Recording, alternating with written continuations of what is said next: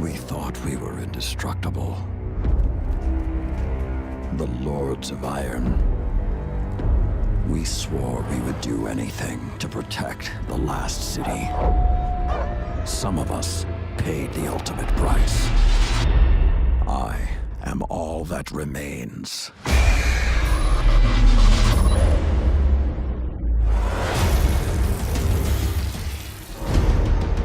We thought we had sealed away the plague for eternity. But now, it has returned. And this time, with a fallen army. It is time to avenge my brothers and sisters. Stand with me, Guardian. Prove yourself worthy, and the Iron Lords will rise again.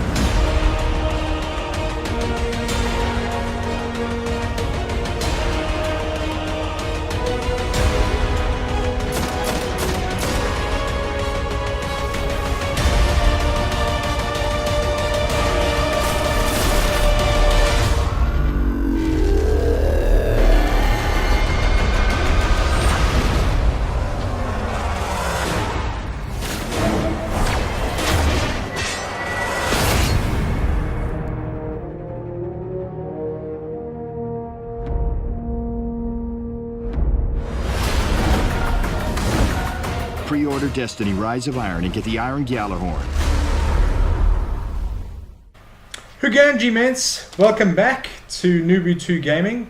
What we have for you today is a segment that I'm going to call Straight Talk, in which I basically discuss certain elements of the gaming world and I suppose look at your comments afterwards. What we're going to be doing today is talking about the Bungie Rise of Iron DLC reveal on Twitch. Okay, so it's just happened, I don't know, probably about 30 minutes ago or something like that, and I've made a couple of notes here based on their reveal. You saw the trailer as you started this video, and you noticed that quite a lot of that stuff looks very, very exciting, particularly for a Destiny universe, because it's been stale for quite a long time. I think the biggest release was the RX release, and it was nice for about a week. So I'm hoping that this new DLC, which is slated to be $30, quite cheap considering that the previous one was $40, is going to be a little bit better and perhaps a little bit longer, have a bit more kind of I don't know how you'd say it, like a bit more replayability and likability. The one thing that I've always been concerned about with all of these DLCs that you get from Bungie and from for Destiny particularly is that they keep on leveling out all the previous versions of what you were playing. So like if you're talking about the very first raid, so the Vex raid where you fight Atheon, they've completely leveled that out. So you've now got this high light level, you go in there, you can literally kill Atheon within 26 seconds. Like, it's not hard at all. So for me, there's this massive like replayability factor that they're not working into their entire program. However, that doesn't stop me from wanting to enjoy the rest of what they've got to offer. So, and what I've done is I've taken a few notes here. So the first note, you would have understood that this new DLC pack is going to be $30 instead of the $40 that we paid before, and I imagine that's probably because a little bit of the Eververse situation, and also probably a little bit because they started listening to people complaining about how much stuff costs, especially when it only takes like a week or less than a week to get through all of the content. In fact, I think on the last DLC I finished all of the content in one day, all of it. So there was a bit of a letdown, but yeah, what can you do? First things first, the Gjallarhorn is back, which is quite an exciting thing. A lot of people who are from year one and kind of grew to like the Gjallarhorn and actually use that as part of the reason why they were traveling through this universe was to actually effectively get a Gjallarhorn. I'd say are quite excited to get it back. I think any of the new people that are coming on board now probably won't understand what the Gjallarhorn is about and why that weapon has such a huge lore among year 1 players. But if you are a year 2 player and you're watching this, don't worry about it. You're going to quickly get into it. So hopefully it has all the same perks and the same effects that it had the first time around. This time what they're doing is they're building it into a quest line, similar to the Steeper Simulant for the RX DLC, or the Taken King DLC, which would probably give you bits and pieces throughout certain periods of the game, and then you can get the Steeper Simulant at this whole end of this thing, right? That's for the original looking Gjallarhorn. Now if you wanted the special black Gjallarhorn with the iron on the top of it, the iron black, you'd have to pre-order the DLC. I don't know how long before the DLC drops that you can pre-order it before it doesn't become available anymore, but I imagine if you pre-order it now or within the next, I suppose, 2 weeks before the release date of September the 20th, that you'll be able to get that Gjallarhorn. If you're inclined to do that, I'd probably do it, since the DLC is only $30. I'm only expecting about 6 or 7 hours of game time out of $30. So yeah, I'll pre-order it and get the black iron Gjallarhorn. Let me know what you're gonna do, or if you even care, in the comments. The other thing is that this particular DLC is only going to be released for new generation consoles.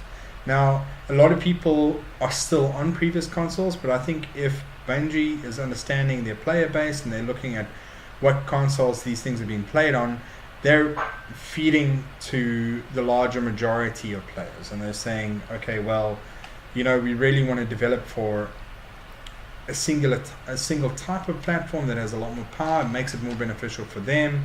It makes it easier on the people who have like an Xbox One or a PlayStation 4, and affords them the opportunity to put in something that's a bit more graphically intensive and requires a lot more computing power in order to give us a better experience. So if you've got an Xbox 360 or if you've got a PS3, I'm sorry, it's time to upgrade. In fact, this is the perfect time because you've got the PS4 Neo, and you've got the new Xbox coming out as well. What do they call it? The Scorpion or something? I can't remember. Anyway, so you've got an opportunity around Christmas time or after that to get yourself one of the new consoles for the same price you would have bought the current new gen consoles for like about a year ago or 2 years ago. So save up until the end of the year. Do some extra paper routes. Go and do some extra deliveries. Maybe sell something online on Etsy. Maybe get rid of that pile of old games that are just holding up your bookshelf and get yourself a new console. Solved your problem. Yeah. So next thing is new campaign. So they're going to have a brand new campaign, which they will normally always bring about, and in my experience is normally between like 4 to 6 hours from all the DLCs that we played before. The original game, I think you could get through the campaign in about 7, depending on how quick you were and how good you were at FPS at that point. There's going to be new missions, new quests, so all of that stuff comes in line with the new campaign. There's going to be a whole bunch of new cinematics as well, which they really did well in the Taken King. I was quite excited about the fact that they included all those cinematics. There was a lot more story behind what you were doing in the Destiny universe when the Taken King dropped, and it gave more depth, and it gave more, I suppose, warmth and feel to what you were playing, and gave more meaning to what you were doing. There's going to be 3 new areas. One of them is called the Plague Lands. Okay, so in the new DLC they're going to have this thing, the plague, called the Seaver Plague, which is a technological virus or plague that kind of infects whoever gets near it, I guess. I don't know, they didn't drop too much detail in the stream, but I imagine that, considering that the Fallen have taken this upon themselves, it kind of somehow affects your brain and makes you think that you need the technology, and then you adapt yourself and turn yourself into a cyborg, basically. The other one is Felwinter's Peak. Now this was discussed as being the the point at which the Lords of Iron protected the city. So this would be the point of protection. So it's like a lookout tower, that kind of thing. And there's two areas to this. The one is the mausoleum, which would be right at the peak, and this was an area of memorial for all the Lords of Iron that didn't make it out, because the only one that's left now is Lord Saladin. So the mausoleum is now considered a memorial for all these guys that gave up their lives to stop the Siva virus or Siva plague from spreading. Right, it was after a huge battle. The other thing is that there's an iron temple that was used as an outpost to protect the city, the last city on earth, and the Guardian and all that kind of stuff. So if you don't know what I'm talking about, perhaps go and read through your Grimoire cards and you can catch up on some of the lore. There's also another guy, I think his name is Mantis, on YouTube, which he does very, very good videos on Destiny lore, and it'll probably pay you to go and check those out. You know, you can kind of catch up with the story and see where everything is going. So that was Felwinter's Peak. So the next is the wall. We all know the wall. This is where you start the game from the outside, and the whole bunch of wrecked cars that are trying to make it into the city beyond the walls in Russia. So what it looks like now is that the wall's been broken through, and there's this broken down area of the wall, and apparently what we're going to be able to do is get inside the wall, walk around inside the wall, shoot things, kill things, and have to attack the new enemy, which is basically fallen infected by the Siva virus. Yeah. In the co-op arena, there's a couple of new things. The one is the raid, which I'm really looking forward to. There's this massive boss that looks really amazing in the raid. It's going to be quite interesting to see how that plays out.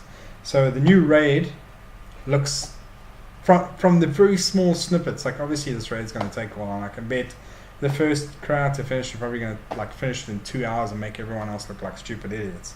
But I'm looking forward to a new raid. This is going to be really, really cool. Get all the 6 friends together, play through this raid, really work at it. It's going to be awesome. There's one new strike. They said strikes originally, and then they corrected and said new strike. The rest of the strikes are going to be updated, probably with the Siva infected fallen. There's a whole bunch of new patrol missions, new secrets, and new events, public events. If you've been playing for a while already, you'll know that there's these public events that happen where you'll have 2 enemies fighting each other, or there'll be in the current RX one, there's the taken lieutenants appear in different areas, like in the rocket yard on Earth, and I think it happens on the moon as well. I don't know. I normally do the lieutenants on Earth, and Venus, all that kind of stuff. So there's going to be new events like that, and I imagine it's going to be centralized around, or it's going to be focused on kind of the Siva infected fallen people. So that's going to be quite entertaining. The Crucible is apparently going to have huge releases coming up. You're going to have new maps. You're going to have a new mode in Crucible, which is apparently going to be quite frustrating and entertaining depending on your ability.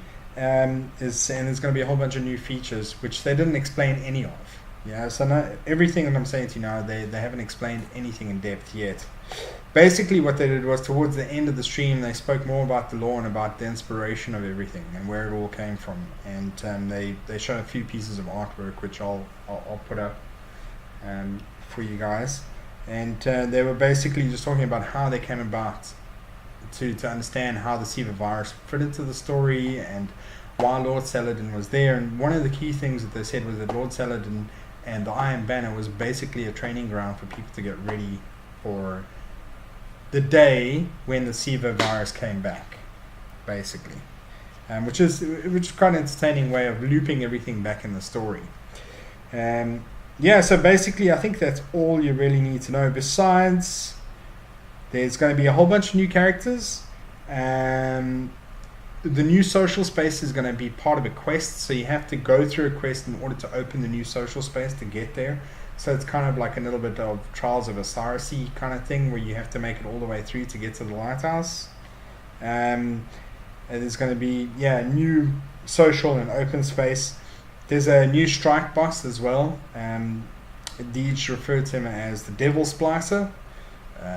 So basically what they did was they referred to the Fallen who have been affected by the Siva virus and start adapting themselves and making themselves into these cyborgs.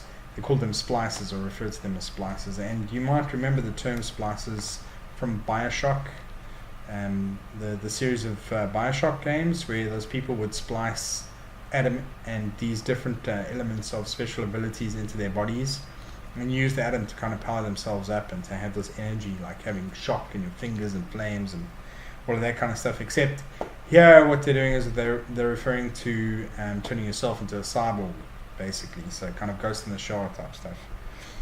And there's going to be new armor. There's 2 pieces of new armor that I'm really interested in seeing. The one that they were showing off was the Titan, which is the red and black stuff. That looked fucking amazing. Like, it looked really, really cool. Like, I love the what you call it, the Rasputin themed shock arms that you got for the Titan. I can't remember the name of them now. But it had those plates that kind of shifted, and every time somebody tried to melee you, it would shock them. Those are really, really cool. So the new armor in this now looks like the whole Titan's going to have this edgy kind of tessellated style armor, which is quite cool. The other one is the Hunter, who has some kind of cat armor, it looks like. Kind of reminds me a little bit of the Witcher, the cat school armor, you know, that you get in Witcher. Really, really cool little, from the image on the stream, you can see like a really cool shoulder brace, or shoulder covering that had like a cat's head on it. And I've got 2 cats of my own, so of course I love cats. Yeah. There's going to be a light increase. They didn't mention how much it would be, but they said it'd be a significant light increase. And if the current cap is 335, I'm not sure if they'd make it even or odd, but I'm imagining it'd be somewhere between 360 and 380. That's my guess. I know that's quite a wide range. It's very hard to kind of define what a good step up is, and what a good step up to overtake previous DLC stuff actually is. But I think that it's definitely going to be between 360 and 380, especially if it's significant.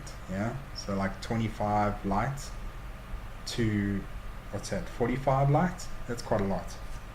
The fire axe thing that you saw in the reveal trailer is going to be a relic, and it's only going to temporarily give you a boost. So it's like it's similar to the shield in Atheon, and it's similar to the Swords of Crota that you get when the Dark Below DLC drop, where you could run around and pick up these swords and kill as many hive and other enemies as you wanted with the sword, and they would just instantly die, right?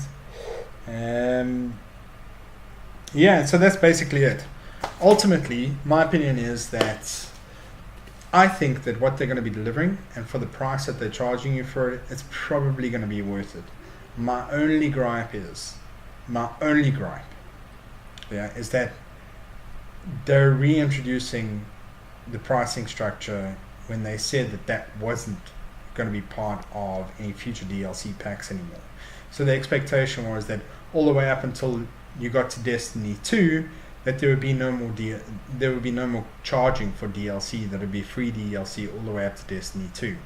It looks like there's been a bit of a backpedal here, and now they're starting to charge for the DLC again. Like I said, I have mixed feelings about it. I'm probably going to get it, and I'm probably going to get it for my girlfriend as well.